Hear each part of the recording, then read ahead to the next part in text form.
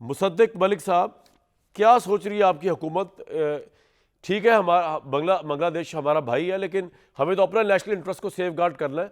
تو کس حد تک جو ہے وہ ہم یہ ڈیسائیڈ کر سکتے ہیں کہ بنگلہ دیش کی وجہ سے ہم جو ہے وہ نہیں ٹورنامنٹ میں جائیں گے، بائیکاٹ ہی کر دیں گے؟ دیکھیں، مجھے تو اس معاملے میں کچھ بہت زیادہ پتہ نہیں ہے، اور آپ کو پتہ ہے کہ بہت زیادہ کرکٹ ڈپلومیسی کا مجھے نہیں پتہ.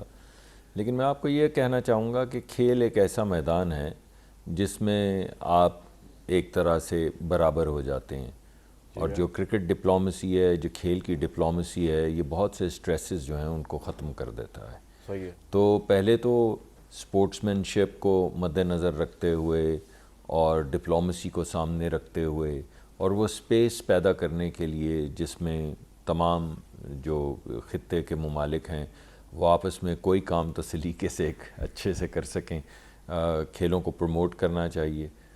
پرابلم اس میں جو ہے وہ بھارت کی جو ہیجمونک آئیڈیاز ہیں ان کی وجہ سے بار بار آ رہی ہے.